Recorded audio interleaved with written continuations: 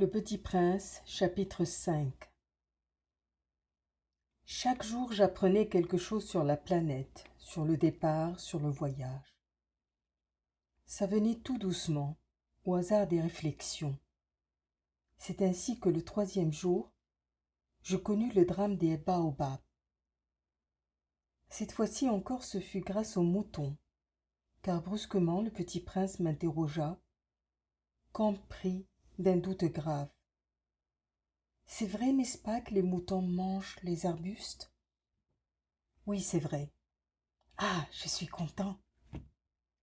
Je ne compris pas pourquoi il était si important que les moutons mangeassent les arbustes. Mais le petit prince ajouta. Par conséquent, ils mangent aussi les baobabs. Je fis remarquer au petit prince que les baobabs ne sont pas des arbustes, mais des arbres grands comme des églises, et que si même il emportait avec lui tout un troupeau d'éléphants, ce troupeau ne viendrait pas à bout d'un seul baobab. L'idée du troupeau d'éléphants fit rire le petit prince. Il faudrait les mettre les uns sur les autres. Mais il remarqua avec sagesse. Les baobabs, avant de grandir, ça commence par être petit. C'est exact.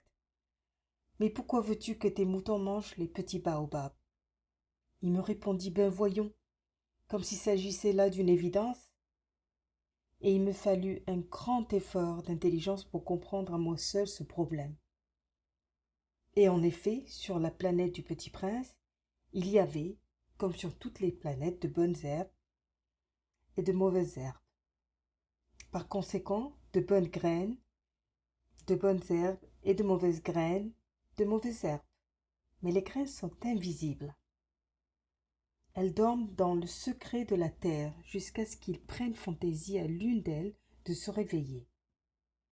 Alors elles s'étirent et poussent d'abord timidement vers le soleil une ravissante petite brindille inoffensive.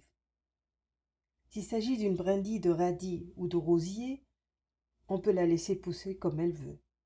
Mais s'il s'agit d'une mauvaise plante, il faut arracher la plante aussitôt, dès qu'on a su la reconnaître. Or, il y avait des graines terribles sur la planète du Petit Prince. C'étaient les graines de baobab.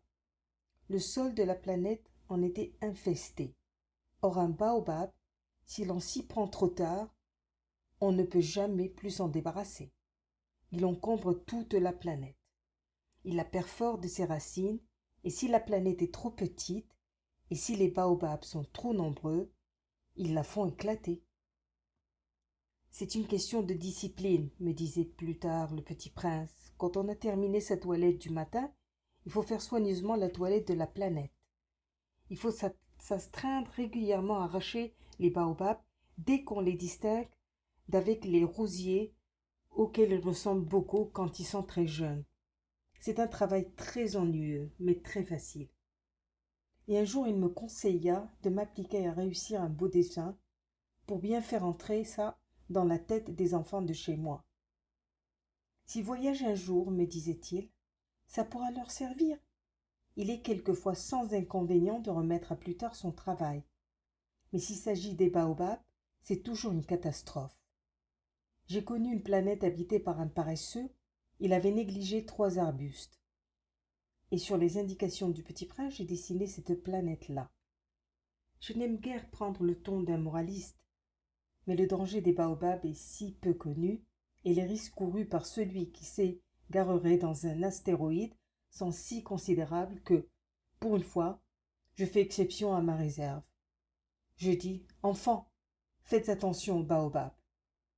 C'est pour avertir mes amis d'un danger qui frôlait depuis longtemps, comme moi-même, sans le connaître, que j'ai tant travaillé ce dessin-là. La leçon que je donnais en valait la peine.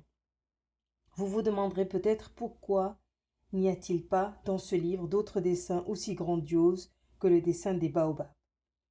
La réponse est bien simple. J'ai essayé, mais je n'ai pas pu réussir. Quand j'ai dessiné les baobabs, j'ai été animé par le sentiment de l'urgence.